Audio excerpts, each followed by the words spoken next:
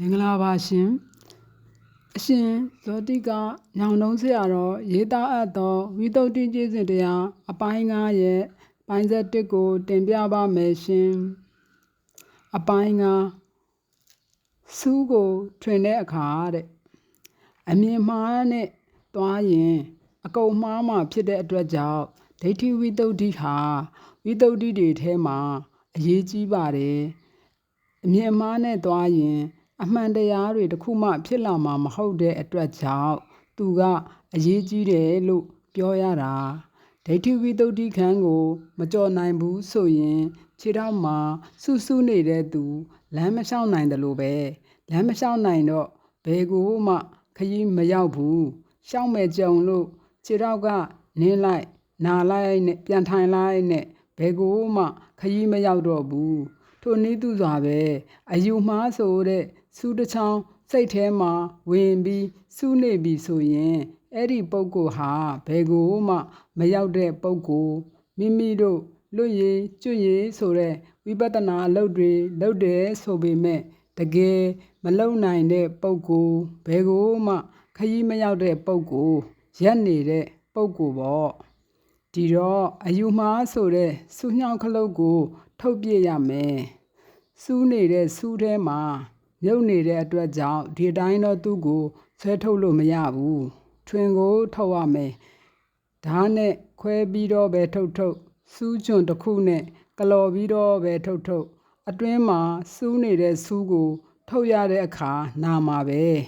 မှားနေတဲ့အယူကိုယ်စီမှာရှိနေတာကိုတစုံတစ်ယောက်က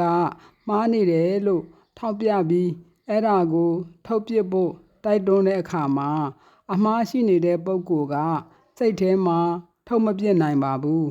မင်းမှားနေတယ်ကွာမင်းဒီအယူအဆမှားနေတယ်လို့ပြောရင်အထက်ကစူးရှိနေတဲ့အတွက်စိတ်ထဲမှာမခံနိုင်ပါဘူးဦးဇင်းတို့ဆရာဘုန်းကြီးတွေကပြောဘူးတယ်ဒိဋ္ဌိနဲ့ပတ်သက်လာရင်လူတွေဟာအစွဲတိတ်ပြင်းထန်လို့တိတ်မပြောနဲ့တဲ့ဟိုတုန်းကလည်းသင်တန်းမှာပြောခဲ့ဘူးတယ်အစ္ဆဒယအဓိဆိုတာအဓိပ္ပာယ်မရှိဘူးအဓိပ္ပာယ်မရှိဘူးအတယဆိုတာနေရာ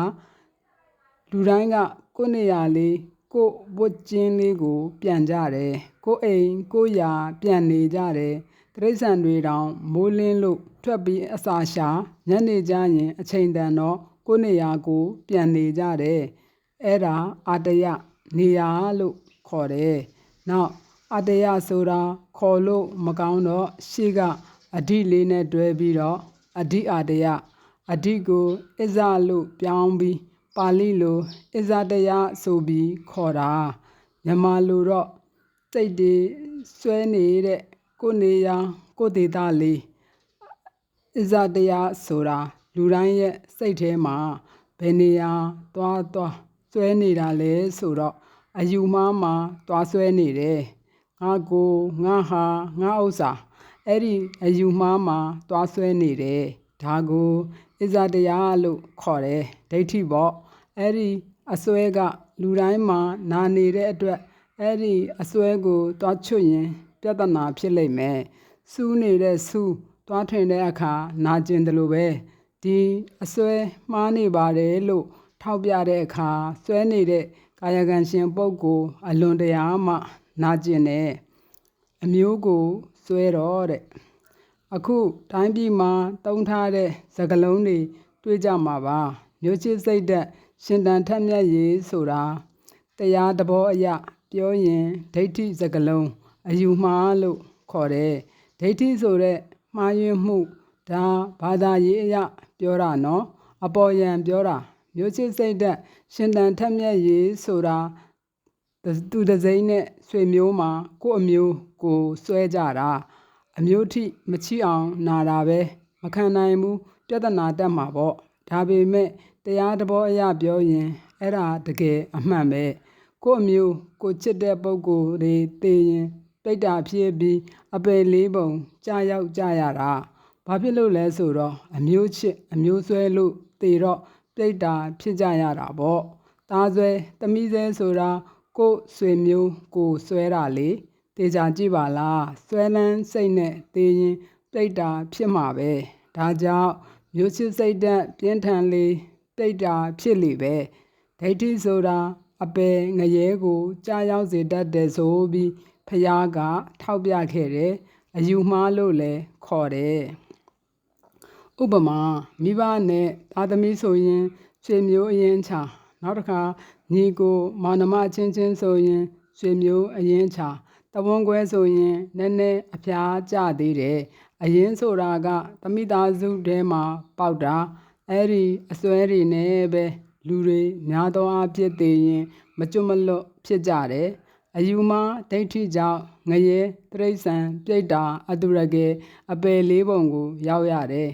ကိုယ်ဆွေမျိုးတွေကိုချစ်လေအစွဲကြီးလေအပယ်ရောက်ဖို့တေချာလေပဲအရင်လဲအဖျားထင်းဖြစ်တဲ့ဒိဋ္ဌိဖြုတ်ပါဆိုတာမိမိတို့စွဲနေတဲ့အယူတွေဖြောက်ပြရမယ်အမျိုးတို့နေရာတို့အစွဲတွေဖြတ်ပါဖြတ်ရင်အဖျားအနာဖြတ်လို့ကတော့ကိစ္စမပြီးဘူးအပင်တပင်တကယ်ပြတ်ချင်ရင်အရင်ကနေဖြတ်ရတယ်အရင်လဲအဖျားထင်းဖြစ်ဆိုတဲ့မြန်မာစကားပုံရှိပါတယ်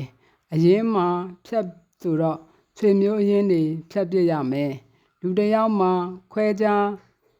ကြည့်ရင်ရုပ်နဲ့နာမ်ဆိုပြီးတဘာဝနှစ်မျိုးပေါင်းစပ်ထားတယ်ရုပ်တရားပိုင်းကအကျမ်းပြင်းအမည်နာမအနေနဲ့ပြောရင်တော့မျက်စိနားနှာခေါင်းရှာကိုယ်ပေါ့နာမ်ပိုင်းကစိတ်ကိုစေတသိက်တို့ပေါ့ဒီသဘောတရားနှစ်ပိုင်းရှိကြတယ်ဒိဋ္ဌိအယူမှာဗမာဖြစ်တယ်လဲဆိုရင်စိတ်မှာဖြစ်တာဆွေမျိုးအရင်ချတွေကိုဖြတ်ပါဆိုတာရုပ်ကြီးကိုဖြတ်ခိုင်းတာမဟုတ်ဘူးဆွေမျိုးအရင်ချလို့စိတ်ကထင်နေတာကိုဖြတ်ခိုင်းတာစိတ်ထဲကနေဖြတ်နိုင်ရင်ဒိဋ္ဌိပြုတ်ပါတယ်ရှေ့တုန်းကဆရာတော်ကြီးတစ်ပါးသူရင်းနှီးတဲ့တကားတယောက်ကိုသူ့မှာဆွေမျိုးမရှိဘူးလို့ပြောဘူးတယ်ပထမတစ်ကြိမ်ပြောတယ်တကားကတိတ်သဘောမပေါက်ဘူးဒီလိုပဲထွေရလေးပါအကြောင်းလေးပြောပြီးတော်ကြလာတော့လေတခါပြောပြန်တယ်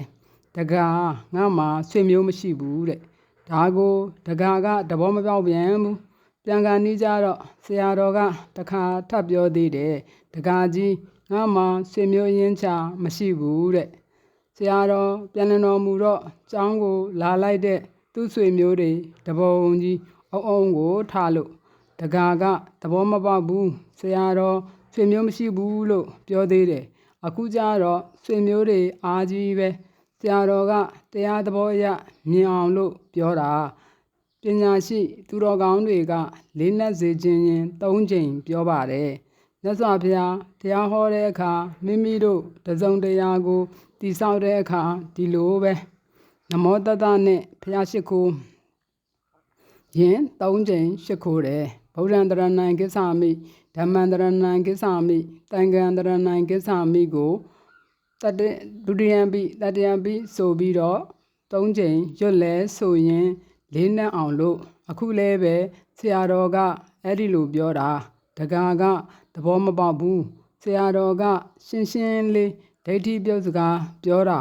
ဒီစကားတခွန်းနဲ့အပယ်မကြတော့ဘူးနောက်တန်းကြတဲ့ဘဝကိုမရောက်တော့ဘူးဒိဋ္ဌိပြုတ်သွားရင်သောတာပန်အဆင့်ကိုရောက်တယ်သောတာပန်အဆင့်ကနေရှေ့ဆက်ပြီးသွားတာပြဿနာတွေမရှိတော့ဘူး